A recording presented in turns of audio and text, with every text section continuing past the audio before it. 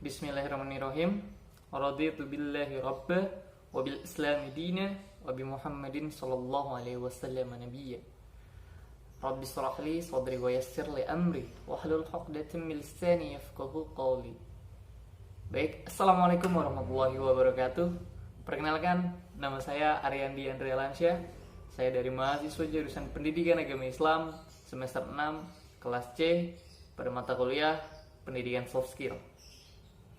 Terima kasih. Pada kesempatan yang berbahagia ini saya akan menjelaskan materi keseluruhan mengenai soft skill, pendidikan soft skill, untuk memenuhi tugas ujian akhir semester pada mata kuliah pendidikan soft skill.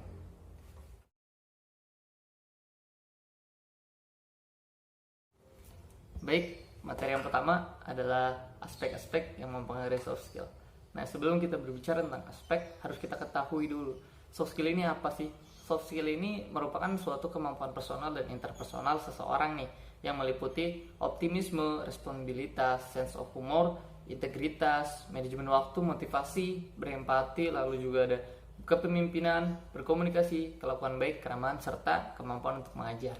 Nah, kemampuan-kemampuan ini melengkapi kemampuan akademik nih, yang akan menentukan kesuksesan seseorang dalam kehidupannya. Nah, di dalam dunia pendidikan sendiri, soft skill ini merupakan salah satu aspek keterampilan yang perlu diberi perhatian lebih dan khusus, dan perlu sering dikaji dalam berbagai seminar pendidikannya. Nah, soft skill ini juga dianggap sebagai aspek keterampilan yang menentukan sukses tidaknya proses pendidikan. Ya, soft skill sendiri ini dapat bermanfaat bagi siapa saja, baik dalam bisnis maupun kehidupan sosial. Nah, manfaat tersebar soft skill ini untuk mendukung profesionalitas, peningkatan nilai ekonomis nih, melalui kemampuan-kemampuan membuat produk dan jasa yang terbaik tentunya. Nah, lalu juga ada merancang proses bisnis, memperbesar pangan pasar, dan tentunya meningkatkan nilai perusahaan. Nah, menurut Syah, dalam bukunya yang berjudul Psikologi Pendidikan dengan Pendekatan Baru, nih, ada beberapa faktor yang mempengaruhi soft skill itu sendiri. Ya, yang pertama itu ada kecerdasan, bakat, minat, motivasi, dan sikap. Tentu ya, kecerdasan, bakat, minat, motivasi, dan sikap tadi ini sangat-sangat mempengaruhi soft skill seseorang gitu. Bagaimana tidak, tingkat kecerdasan selalu menentukan cepat atau tidaknya dia menyerap suatu informasi atau suatu hal yang baru.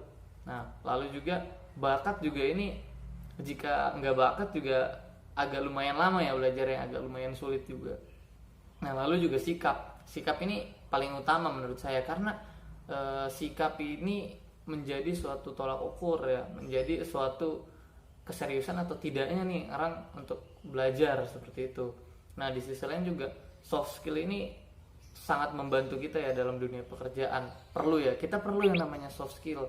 Kita juga harus gitu meningkatkan soft skill kita, baik soft skill dalam berkomunikasi, soft skill dalam bersosialisasi, soft skill dalam berkepemimpinan, dan yang lainnya seperti itu.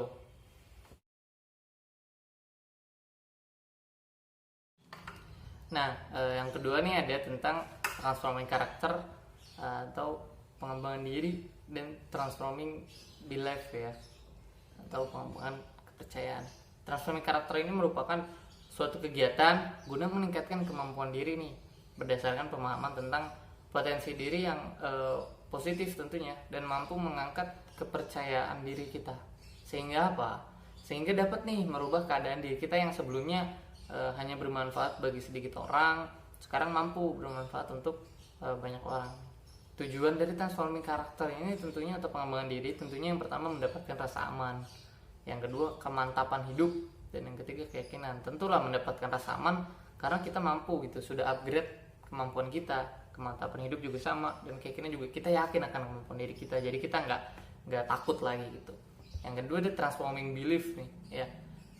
Menurut Adi Gunawan nih, transforming belief ini merupakan sekumpulan kepercayaan atau cara berpikir yang mempengaruhi perilaku dan sikap seseorang, yang pada akhirnya ini akan menentukan level keberhasilan hidupnya. Nah, lalu ada empat hal ya yang mempengaruhi transforming belief ini atau pengembangan kepercayaan ini. Yang pertama ada hubungan atau relationship, lalu bagaimana mendefinisikan diri, lalu juga ada menjelaskan sebuah kejadian, dan yang keempat ini ada sikap dia terhadap perubahan itu seperti apa menyikapinya. Ya tentulah relationship, hubungan yang baik ini akan menunjang kepercayaan diri kita akan semakin baik pula gitu. Dengan kepercayaan diri kita yang semakin baik, maka soft skill kita pun dirasa akan cepat berkembangnya seperti itu. Kenapa? Karena meskipun soft skill kita sudah bagus gitu, tapi kalau kita tidak mempunyai kepercayaan diri yang baik dan kita nggak pede dengan apa yang kita lakuin, kayaknya nggak bisa nih gue gitu, itu sama aja. Jadi makanya dari itu kepercayaan diri itu modal utama untuk mengembangkan suatu soft skill ya. Nah tadi kalau kita mengembangkan soft skill nih melalui transforming karakter tadi tuh, pengembangan diri kita. Dari pengembangan diri itu kan kemampuan kita di-upgrade, soft skill kita di-upgrade gitu. Nah untuk apa tadi? Untuk kita yakin jalanin hidup, kita nggak takut lagi, kita punya modal nih untuk jalanin hidup. Lalu gue punya soft skill nih yang udah gue latih gitu. Namun kalau nggak ditunjang dengan kepercayaan diri, itu semua sia-sia gitu. Meskipun kita punya modal yang bagus yang tadi saya sebutin, tapi kalau kita nggak percaya diri dengan modal kita, ya percuma aja gitu. Maksudnya apa yang bakal kita nggak akan melakukan itu, tapi tidak secara maksimal karena kita tidak percaya dengan kemampuan yang kita miliki. Nah transforming belief ini penting gitu untuk menunjang itu tadi, untuk menunjang kemampuan yang kita miliki. Nah kalau kita percaya diri, pasti kemampuan kita akan keluar dengan yang terbaiknya, pasti akan keluar dengan cara yang terbaiknya, seperti itu.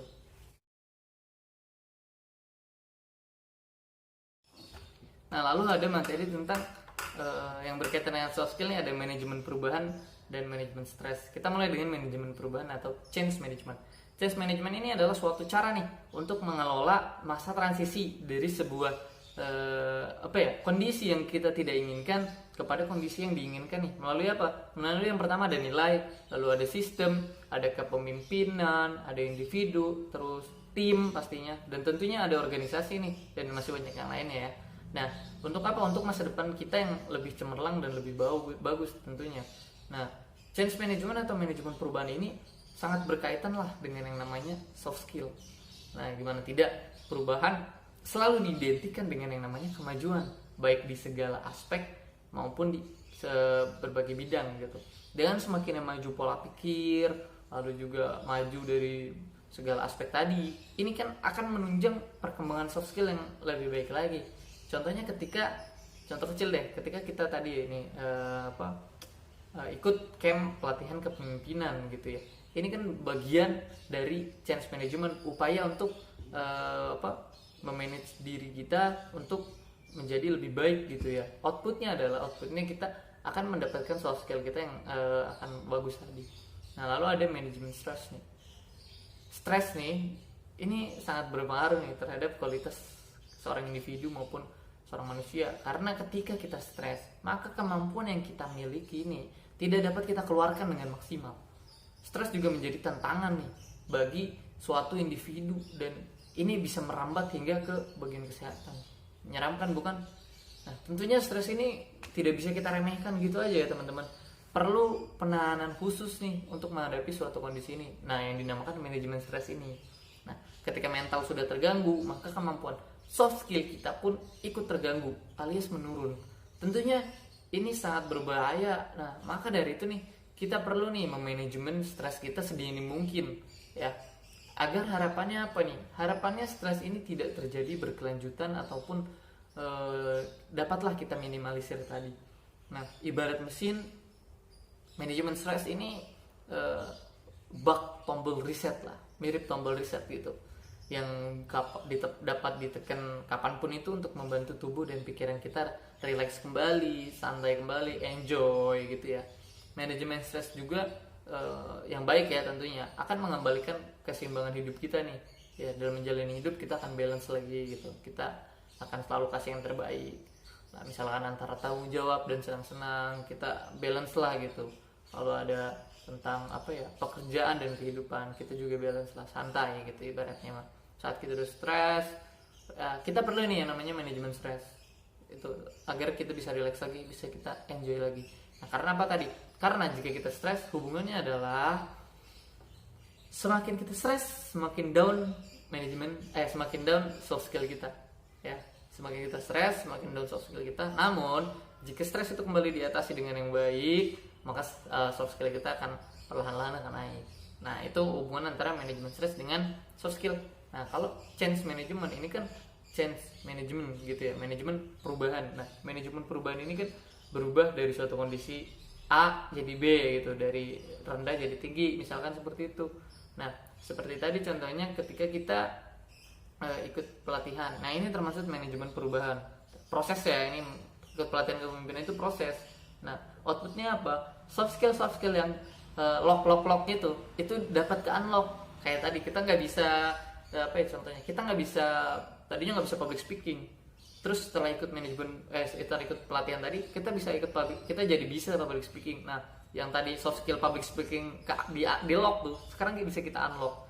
Nah, lalu juga kita tadinya nggak berani, terus kita ikut itu, outputnya kita berani. Nah, sama ya, yang tadinya keberanian itu di lock, akhirnya setelah kita ikut itu ke unlock. Nah, seperti itu manajemen perubahan itu dalam hubungannya dengan soft skill gitu.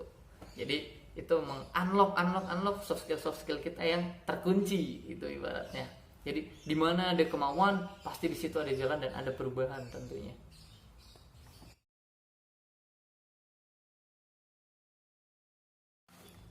Oke, materi selanjutnya yang berkaitan dengan soft skill nih, ada tentang time management atau manajemen waktu. Nah, ini tentang perencanaan hari atau waktu nih, supaya kita bisa melakukan penggunaan paling baik atas waktu yang dimiliki, ya. Efektif lah gitu, efektif dan efisien. Nah, waktu ini adalah sumber daya yang paling berharga, gak akan bisa diganti dan gak akan bisa diubah. Nah, maka dari itu sangat perlu ini untuk menggunakan waktu ini dengan sebaik mungkin dan sebijaksana mungkin gitu. Time management yang baik atau manajemen waktu yang baik ini akan sangat membantu menjadi lebih produktif, lalu menghemat waktu kita. Terus kalau kita produksi menghemat banyak uang, serta dapat meningkatkan keberhasilan menjadi lebih besar, ya. Nah, seseorang juga perlu nih merumuskan apa sih yang dimaksud dengan time management menurut dirinya sendiri, dan gimana itu berkaitan dengan pengelolaan hidupnya, ya. Dalam melakukan hal ini nih, ada beberapa hal penting nih dalam kehidupan yang perlu diperhatikan dalam kaitannya dengan manajemen waktu atau pengelolaan waktu ini tentunya dengan baik, ya, dengan efisien mungkin. Yakni ada pekerjaan, lalu ada kehidupan keluarga, termasuk teman-teman gitu, dan diri sendiri. Seseorang perlu nih memikirkan ini dengan baik, hal yang penting yang ingin dicapai dengan nyata, terus tentang tujuan yang ingin dicapai di tempat kerja itu seperti apa, lalu tentang tujuan yang ingin dicapai dengan keluarga seperti apa, dan tentang tujuan yang berkaitan murni nih dengan diri sendiri, ya, dengan diri sendiri itu seperti apa. Nah, lalu juga time management ini memiliki beberapa aspek nih. Yang pertama, kita perlu menetapkan yang namanya tujuan. Yang kedua, kita perlu nih yang namanya menyusun prioritas. Yang ketiga, kita perlu menyusun jadwal. Yang keempat, kita perlu juga bersikap tegas. Yang kelima, kita paling penting nih menghindari penundaan.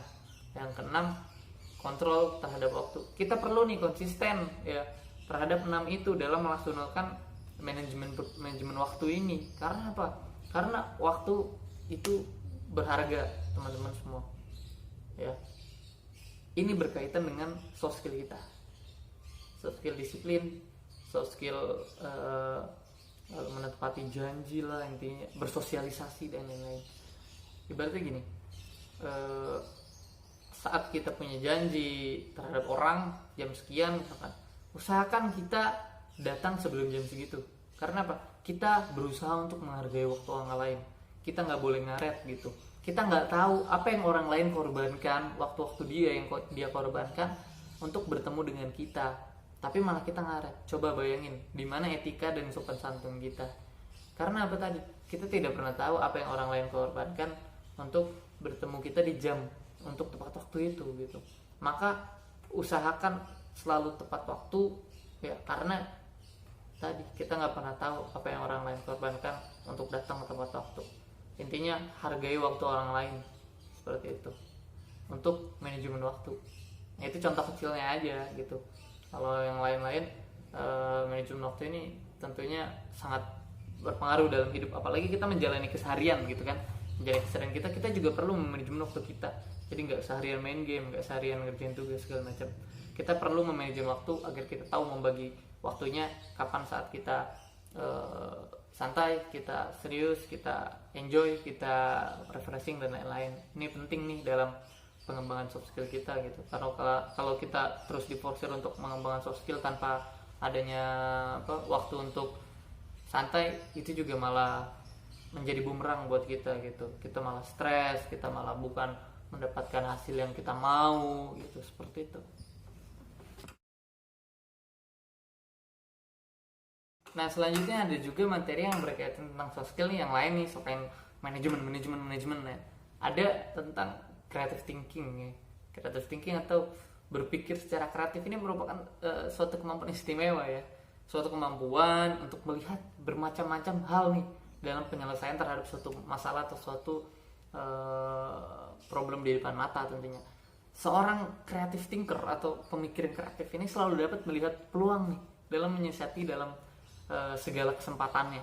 Dia berpikir kreatif juga merupakan proses berpikir yang dapat menghasilkan kreativitas, di mana creative thinking juga membutuhkan kemampuan menganalisa terhadap hal-hal yang sudah ada saat ini, kemudian diolah menjadi sesuatu yang baru. Nah, berpikir kreatif juga merupakan hasil dari pengalaman gitu ya. Nah, lalu ada yang namanya critical thinking, berpikir kritis gitu. Dapat diartikan nih sebagai suatu proses, sebagai suatu kemampuan, proses dan kemampuan digunakan untuk memahami suatu konsep, lalu menerapkannya, lalu mensintesis dan mengevaluasi informasi yang didapat atau informasi yang dihasilkan. Nah, lalu ada kemampuan berpikir analitis. Nah, ini seksi banget ya. Ini kemampuan ini merupakan suatu kemampuan berpikir tingkat tinggi nih, dengan proses mental, di mana dapat si siswa ini dapat memeriksa atau menentukan suatu masalah nih secara rinci dengan langkah-langkah yang logis ya. Tadi kalau berpikir kreatif tuh orang-orangnya spesial gitu ya, dan dia juga dapat belajar dari pengalaman nih gimana cara menyelesaikan suatu masalah gitu kan. Dia punya celah-celah gini untuk bisa lewat jalur ini. Orang-orang yang berpikir kreatif itu sangat-sangat berguna ya, apalagi di masyarakat gitu maksudnya, karena dia punya ide-ide gila, ide-ide yang nggak pernah dibayangin sama orang-orang, ternyata bisa ya pakai itu. Nah, yang kedua ini kan ada berpikir kritis. Orang berpikir kritis juga dibutuhin di masyarakat tentunya, apalagi sekarang nih mahasiswa katanya kurang kritis. Tapi berpikir kritis ini merupakan aspek yang bisa dilatih dan bisa juga bisa dilatih. Karena apa? Karena berpikir kritis juga dia menganalisa, terus dia menyusun kembali gitu. Dia melihat dari berbagai sisi, ini kekurangan atau ini kelebihannya apa, hingga dapat dikritisi. Jadi perlulah yang namanya kajian ilmiah ya. Perlu yang namanya proses berpikir yang panjang, meskipun gak sepanjang berpikir analisa ya gitu. Kalau berpikir analisa tuh dia kompleks banget, menyeluruh gitu. Dari ini kenapa bisa seperti ini gitu, ternyata ini ada kaitannya dengan ini, A ada kaitannya dengan B gitu kan. Nah, ketiga komponen ini merupakan soft skill yang penting gitu, yang menunjang kemampuan diri kita maupun tim gitu ya. Kalau kita bekerja tim, tentunya kalau diri kita sendiri dalam mencari pekerjaan, kalau kita kreatif otomatis jarang kan orang kreatif. Terus kritis apalagi analitis, lebih-lebih tuh kita punya tiga komponen ini, soft skill ini. Nah, ini termasuk soft skill gitu ya. Ini termasuk kemampuan yang bisa kita sodorkan kepada kalau kita bekerja berarti kepada HRD gitu, kepada perusahaan yang kita tuju gitu. Kita punya model soft skill gini, kita tunjukkan segala macam ini itu, dan berpikir kreatif, berpikir kritis, dan berpikir analitis ya, merupakan suatu soft skill yang sangat berharga seperti itu. Nah, lalu ada tentang goal setting dan life purpose ya. Goal setting ini atau penentuan tujuan ini kan merupakan sebuah proses nih yang bertujuan untuk mengidentifikasi prioritas pekerjaan nih di dalam kehidupan. Nah, lalu mengembangkan strategi untuk mencapai tujuan pribadi tersebut dan secara profesional ya tentunya. Nah, penetapan tujuan atau goal setting ini merupakan sebuah teori kognitif ya, dengan dasar pemikiran bahwa setiap orang memiliki suatu keinginan untuk mencapai hasil yang spesifik atau tujuan yang diharapkan dapat tercapai. Nah, hal ini diasumsikan nih sebagai perilaku seseorang yang memiliki maksud atau tujuan tertentu, dan bahwa tujuan tersebut nih dapat mengarahkan dan memperkuat seseorang atas apa yang mereka lakukan. Seperti itu kira-kira dari goal setting. Sedangkan life purpose atau tujuan hidup ya, ini menjadi sangat penting nih untuk ditemukan. Karena apa? Karena ini merupakan suatu motivasi utama dalam melakukan sesuatu dengan baik untuk mencapai goalsnya yang dituju gitu, goals kita gitu ya, tujuan hidup kita gitu. Selain itu, life purpose juga mempengaruhi perilaku nih, bahkan menciptakan makna dalam hidupnya. Sayangnya ada banyak sekali yang tidak aware ya akan pentingnya life purpose ini. Mereka menjalani sebagian besar hidupnya dengan keputusan yang diambil tanpa pemikiran yang jelas gitu ya. Jadi sayang aja gitu. Nah, life purpose dan getting goals tadi ya, itu sangat berpengaruh terhadap penunjangan soft skill kita. Karena apa? Dengan adanya tujuan dan adanya tujuan hidup ya, pertama kan kita menetapkan tujuan ya. Menetapkan tujuan itu perlu dengan pemikiran yang matang, perlu dengan kesiapan dan lain-lain untuk menetapkan suatu tujuan. Dan ketika tujuan tersebut telah sudah ditetapkan ya, menjadi suatu tujuan hidup, maka di sini adalah proses pencapaian tujuan hidup itu sendiri ya.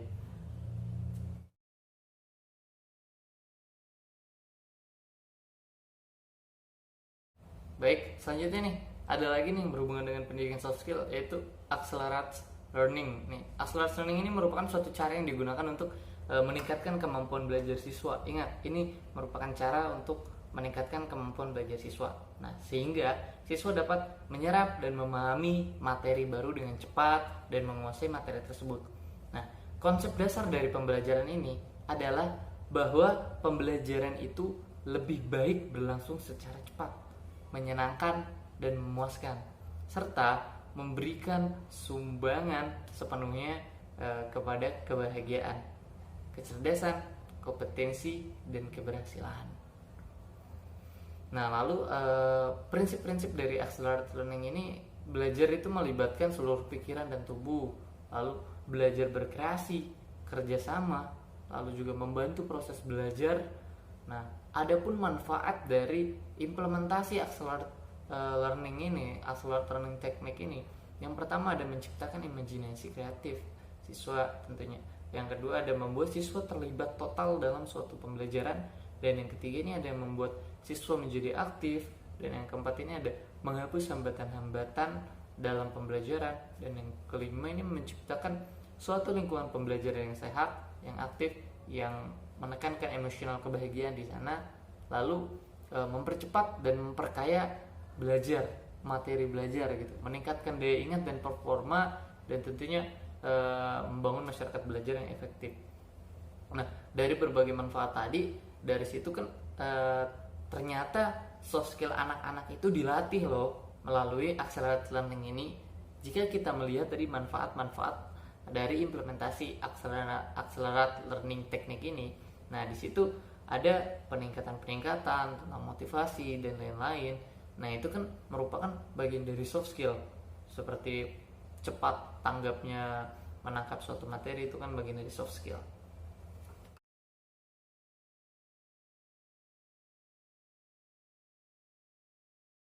Nah, materi berikutnya yang berkaitan dengan pendidikan soft skill ini ada communication skill, yaitu public speaking dan presentation skill ya, presentasi skill dan public speaking. Nah, ini sangat-sangat penting nih dalam dunia pekerjaan dan dunia sosial bermasyarakat. Nah, dalam public speaking ini tidak hanya mengandalkan kemampuan berbicara, tetapi lebih dari itu. Nah, yang dibutuhkan dalam public speaking ini adalah kemampuan untuk berbicara secara tertata dan mudah dipahami oleh audiens dalam waktu yang sesingkat mungkin. Ya, jadi kudu rapih lah ibaratnya. Nah, public speaking ini tidak hanya menggunakan bahasa formal ya, ada juga yang menggunakan bahasa-bahasa non formal agar audiens cepat mengerti. Nah, lalu ada juga tentang leadership skill nih.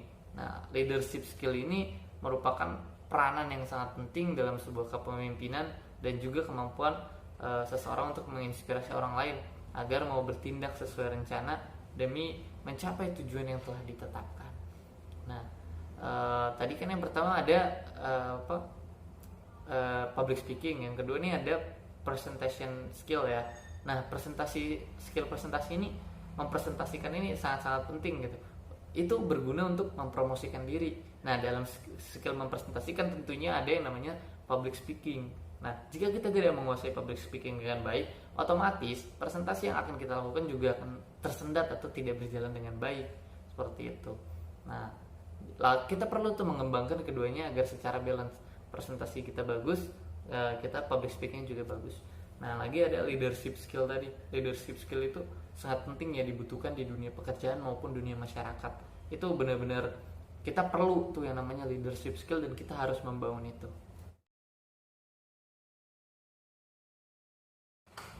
Nah, selanjutnya yang berkaitan dengan pendidikan soft skill ada lagi nih tentang self marketing skill. Apa sih self marketing skill itu? Mempromosikan diri loh teman-teman.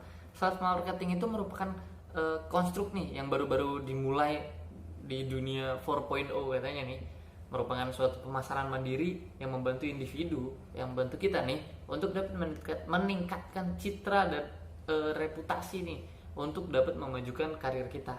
Nah, pemasaran diri sendiri ini seringkali disebut dengan istilah personal branding ya. Nah, menurut Timothy Bryan nih mengomongkan bahwa personal branding ini adalah identitas pribadi yang mampu menciptakan respon emosional terhadap orang lain mengenai kualitas dan nilai yang dimiliki orang tersebut, orang yang mempresentasikan diri itu. Nah, sudah dijelaskan nih bahwa self marketing skill adalah kemampuan seseorang dalam memasarkan dirinya sendiri, yang menjadi produknya yaitu soft skill ya, kemampuan yang melekat di dalam diri setelah melewati proses yang panjang, proses seperti pelatihan dan mengembangkan segala kemampuan yang dimiliki dalam diri dia sendiri, seperti itu.